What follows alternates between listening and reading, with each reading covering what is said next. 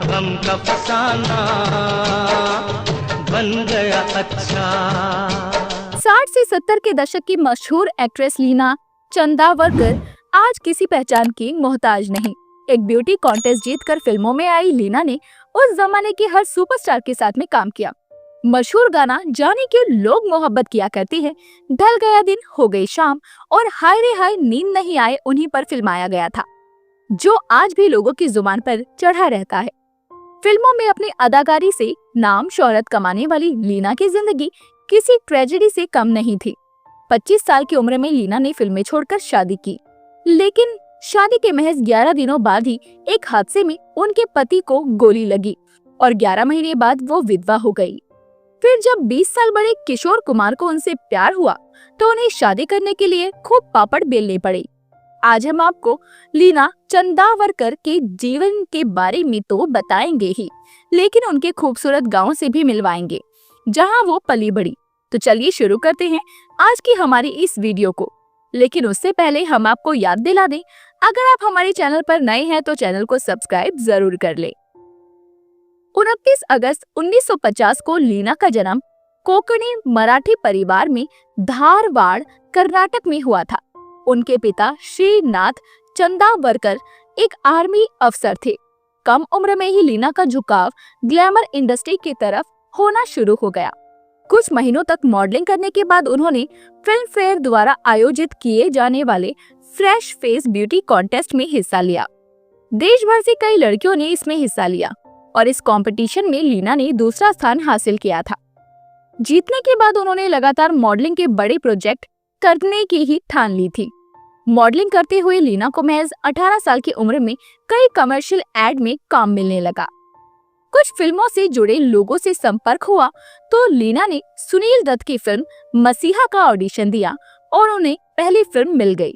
Film की shooting शुरू हो पाती उससे पहले ही ये फिल्म बंद कर दी गई। ऐसे में सुनील ने लीना को अपनी दूसरी फिल्म मन का मीत फिल्म में काम दे दिया। 1968 में रिलीज हुई इस फिल्म में से लीना रातों रात स्टार बन गई।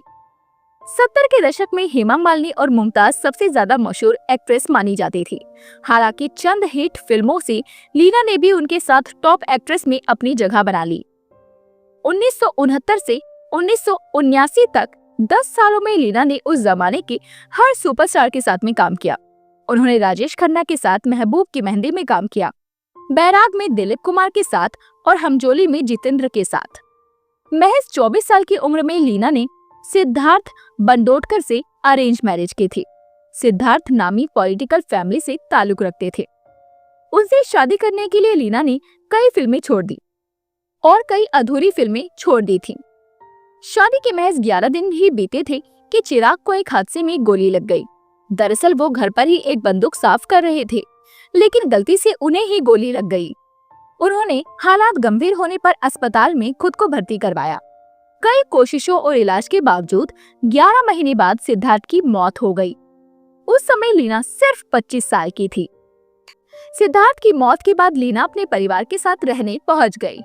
परिवार के लोग उन्हें पति की मौत का कारण बताते हुए ताने दिया करते थे। परिवार के रवैये से तंग आकर लीना आत्महत्या करना चाहती थी, लेकिन उन्होंने फिल्मों में लौटना ही बेहतर समझा। फिल्मों में लौटकर उन्होंने दिलीप कुमार के साथ फिल्म बैराग में काम किया।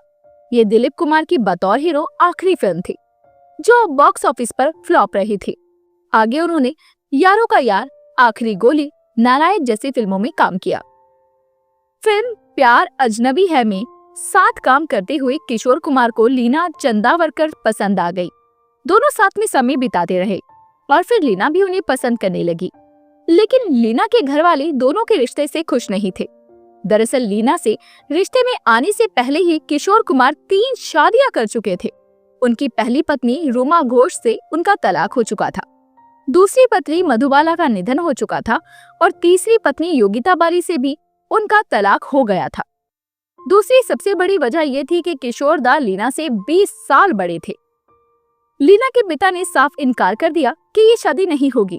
जब ये बात किशोर दा को पता चली तो लीना के पिता शादी के खिलाफ है, तो वो रोज उनके धारवाड़ स्थित घर के बाहर बैठकर धरना देने लगे।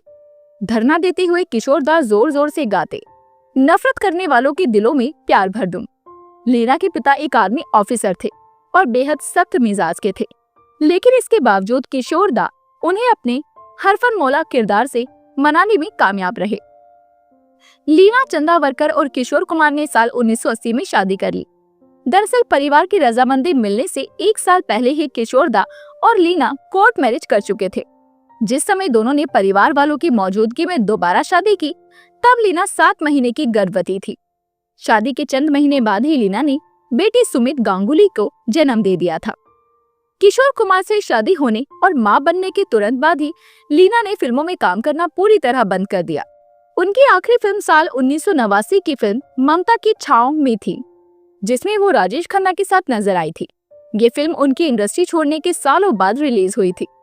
लीना चंदावरकर और किशोर कुमार मुंबई स्थित वार्डन रोड में रहा करते थे। दोनों ही प्राइवेसी पसंद थे और बाहरी दुनिया से कम वास्ता रखते थे।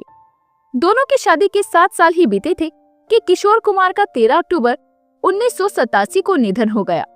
मौत के चंद मिनटों पहले किशोर दा पत्नी को मरने की एक्टिंग से डरा रहे थे। दरअसल 13 अक्टूबर की सुबह जब लीना उन्हें उठाने पहुंची तो किशोर दा बेसुध बिस्तर पर पड़े थे। जब वो नजदीक गई तो किशोर दा ने अचानक आंखें खोली और कहा, क्या तुम डर गई? आज मेरी छुट्टी है। मौत के दिन किशोर दा ने लीना से कहा था कि वो आज film River of No Return देखेंगे। उस दिन उनकी कई मीटिंग्स थी, लेकिन कुछ मिनट बाद ही वो दूसरे कमरे में गए और गिर पड़े। जैसे ही लीना कमरे में पहुंची तो किशोर दा ने उनसे कहा, मुझे बहुत कमजोरी लग रही है। लीना ने घबराहट में तुरंत टेलीफोन की तरफ कदम बढ़ाए, लेकिन किशोर दा ने उन्हें रोक दिया। गुस्से में कहा, अगर तुम डॉक्टर बुलाओगी तो मुझे हार्ट अटैक आ जाएगा। लीना को लगा कि वो दोबारा मजाक कर रहे हैं, लेकिन चंद ही सेकंड बाद उनकी धड़कनें रुक गई। 37 साल की उम्र में लीना दोबारा विधवा हो गई। किशोर कुमार की मौत के कुछ दिनों बाद लीना चंदावरकर उनकी तीसरी पत्नी रूमा गुहा के बेटे अमित कुमार और उनकी पत्नी के साथ रहने लगी। आज भी वो उन्हीं के साथ रहती हैं। हालांकि लीना चंद्रावरकर के खूबसूरत गांव के बारे में बात करें तो उनका जन्म धारवाड़ कर्नाटक के भारत में हुआ था। लीना अपने इस शहर से काफी यादें रखती हैं। उनका परिवार एक अमीर परिवार से ताल्लुक रखता था। उनके पास किसी चीज की कमी नहीं थी, लेकिन बचपन में लीना ने अपने पिता को संघर्ष करते देखा।